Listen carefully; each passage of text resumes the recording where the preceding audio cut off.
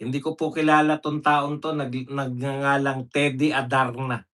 Ewan ko kung naging follower kayo nito, pero ang ganda po ng kanyang sinasabi tungkol po rito sa, political graveyard o 'pag kayo po ay nadikit kay BBM, talagang, malilibing na po ang inyong political career.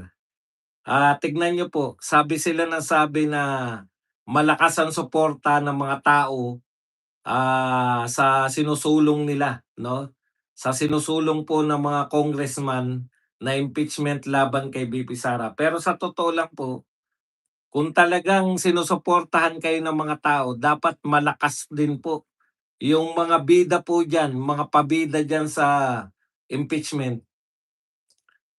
Dapat nagre-reflect din po 'yan sa pananaw sa inyo ng tao kasi kayo ang bida, 'di ba?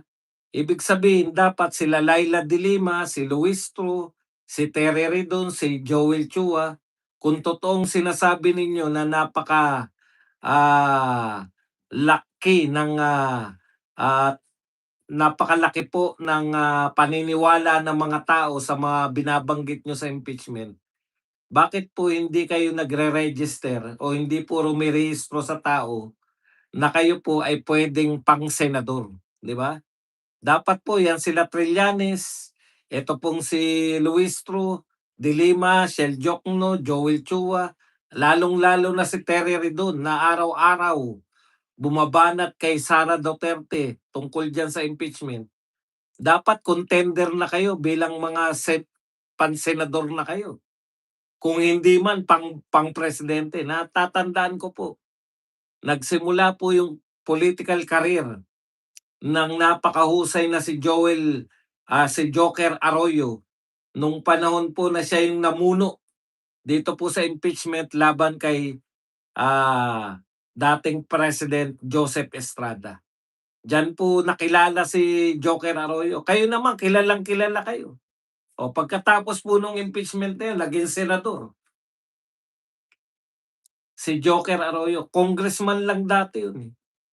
Oh. Yun po yung inaasahan namin, yung sinasabi ninyo na kayo ay, tiwalang-tiwala na suportado ng tao. Taong bayan kasi kayo ng taong bayan, eh. Dapat yung mga pangunahing personalidad ng impeachment, dapat nakikita na kayo po ay, sa mga survey, nangunguna na kayo sa mga survey pagdating po sa senatorial race. Lalo na si Terry Ridon at saka si Luis Tro. Pero kung wala pong naniniwala na pang-senador kayo, kayo-kayo lang po nagsusuportahan diyan sa inyong impeachment laban kay VP Sara. Maganda naman. BBM has become a political graveyard, a place where careers, reputation, and legacies go to die. 'Di ba? Alam niyo po, sa totoo lang, marami pong presidente na may mga magic, mga hindi kilalang tao, kaya po nilang pasikatin dahil sa kasikatan nila. Siguro after ni Cory, si Cory po ang meron niyan, Cory Magic. Lahat po talaga hindi kilala, eh. Yung mga senatoriables niya na nanalo, aminin natin kahit dilawan po si Cory, yan ang history na yan, eh. Merong tinatawag na Cory Magic, 'di ba? Talagang, mga hindi kilala, yan sila Drilon, sila Santa Nina Rasul, lahat po yan hindi kilala, eh. Marami po, marami po. Cool ka lang mamaya pa wala pa rin wala pa tayo riyan kay Carmida, dito muna tayo. Si President Duterte, bagamat hindi naman po kasing solid nung Cory Magic nung araw, marami rin po siyang naipanalo, na-introduce at naipanalo dito po sa senatorial. Senatorial po kasi yung, batayan ko kasi, mahirap pong yung maipanalo mo yung ano, eh, yung mga, susunod na presidente. Pero sa senatorials, sino po bang, nakakakilala noon kay Bongo, 'di ba? Kay Bato, ang dami po, eh. Ang dami pong, anong tawag diyan? At saka meron pa pong isa si Tolentino na ang tagal pong tumatakbo nun na senator. Nanalo lang po siya nung siya po ay inendorso ni Pangulong Duterte. So may mga power po yung mga presidente na kahit first timer kang tumakbo, maipapanalo ka niya. Nakita niyo naman po, first time po na tumakbo kahit na anong posisyon, si Bongo at saka si Senator Bato. Pero the mere fact na sila po ay, dikit na dikit kay Tatay Digong, talagang sumikat po sila. Kasama po si Tolentino na hindi po nananalo kahit na noong nagtatatakbo pa siya, noong siya'y dilawan pa, oh. Pagkatapos nung bumaliktad, nag-goodbye na rin ang political career niya. Samantalang ito pong mga dalawang nanalong senador ni Tatay Digong, o isa pa po, si Robin Padilla nag-number 1 pa. O yan po yung tinatawag nating impluwensya dahil po dun sa husay. Kay Cory baliktad, talagang sikat lang siya dahil galit ang mga tao nun kay Marcos, eh. Si Ninoy yung asawa niya namatay, si Cory na po yung simbolo ng, paglaban kay Marcos.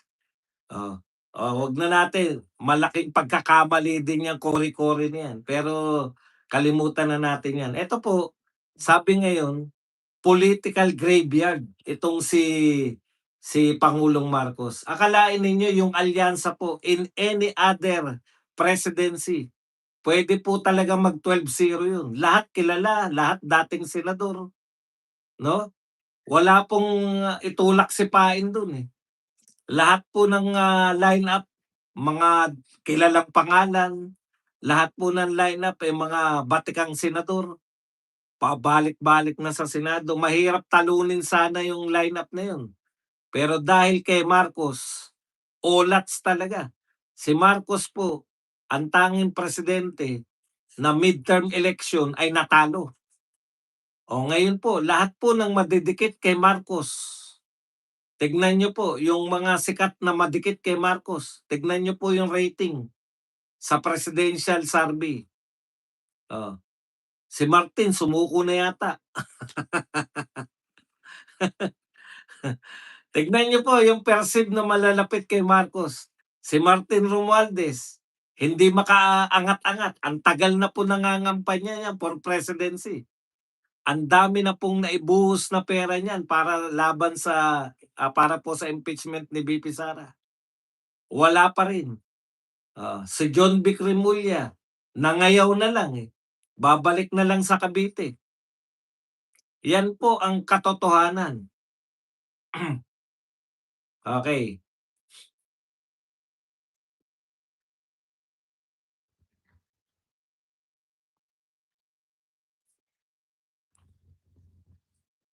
Sabi po ni Teddy Adarna, BBM must become a political graveyard, a place where careers, reputation, and legacies go to die. Ang dami pong, political career ang nasira dahil sa pagdikit kay Pangulong Marcos. Ito po, ang pinaka-latest casualty ay ito pong Mabanta at saka si Recto. Yung Recto po, dati walang katalo-talo yan, di ba? Kada tatakbo kahit sa posisyon, mapa-congressman, mapa-gobernador, mapa-senador, panalong-panalo dahil pangalan, eh. Sikat na sikat po si Recto, yung lolo niyan. Yan po yung lolo niya, pinangalan yung Claro M. Recto, na sikat na kalye. Nasira po lahat ng reputasyon ng Recto nung kumampi po kay, BBM. Ngayon po delikado pa sila na manatiling gobernador. Yun na lang probinsya nila, baka hindi pa sila manalo dun pagdating po ng 2028. Eto pa po ang nawalan ng political career at mawawalan na ng political career at sila po ay maaalala natin na kumampi sa isang pangulo na nagdulot ng talagang kapahamakan sa buong Pilipinas. nawalan po ng political career, si Anyo, nawalan po ng political career, si Torre, Bersamin, Romualdez, Lacson, pati po si Lacson, warak na po ang political career ni Lacson, Amina, and many others all paid the same price. They moved too close to a cursed center of power and watched their names corrode in public. So yung pagdikit lang po, habang dumidikit ka sa pangalan ni Marcos, talagang parang may sumpa. Lahat po na madikit, hindi nasisira po ang political career. Nakalimutan niya po rito, yung pagdikit po ni Benjamin Magalong. Ang tagal na iningatan ng political career. Akalain ninyo, para makadikit sa mga Marcos, nagpunta ng Davao at naghanap ng gagamba. Ngayon, wala na pong national political career si Magalong. Warak na po ang kanyang national political career. Okay. This is the pattern around BBM. Ito po ang malinaw na talagang pattern, no? Pag nadikit, proximity does not protect, it contaminates. Loyalty does not elevate, it diminishes. What begins as access ends at reputational ruin. Okay. Yung pagiging madikit po kay BBM ay nangangahulugan po ng pagkasira ng political career ninyo. Everyone who enters his orbit eventually learns the same brutal lesson. BBM does not build allies, he buries them. Iyan po, no? Inililibing po. Si BBM po ang tagapaglibing ng mga political career ng mga napapalapit sa kanya. Yan po ang katotohanang hindi mapapasabilian. Graveyard of political careers si BBM. Tama po ba? Meron po bang katotohanan? Malaki po ang katotohanan. Kaya lahat po ng umaasa ngayon, yan po. Bakit po malakas ang tiwala natin na mananalo si VP Sara?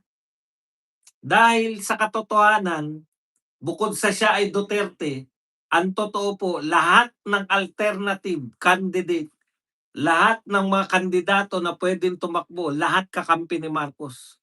Hanggang ngayon, hindi nauunawaan ng mga to, ng mga fans ni Lenny, ng mga fans ni Risa Ontiveros, ng mga fans ng kung sino-sino.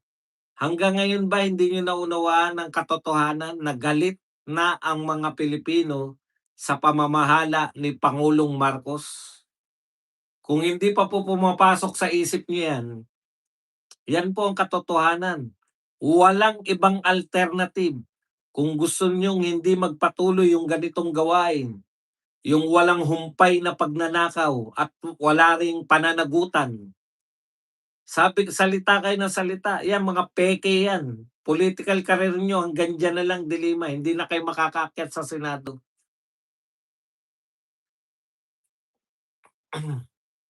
Hmm.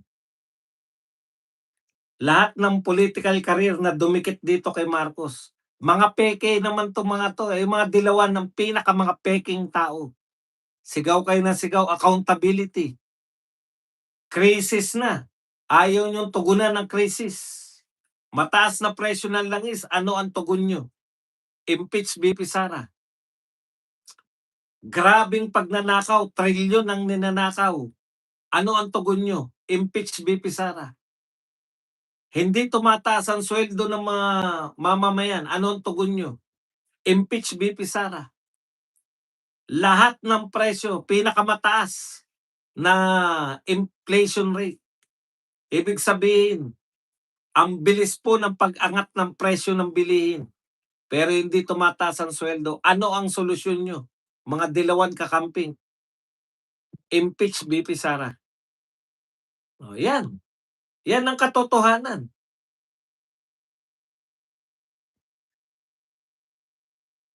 Ganyan kayo tumugon lahat. Kaya galit sa inyong mamamayan, hindi kayo nakakahalata. Akala ninyo suportado kayo. Eh di magsitakbo kayo ng senador nang makita nyo na sa kangkungan lahat ang abutin nyo. Dinikit ninyo sa libingan ng political career ang inyong mga sarili. Totoo, mananalo kayo mga congressman, pero hanggang diyan na lang kayo. Okay.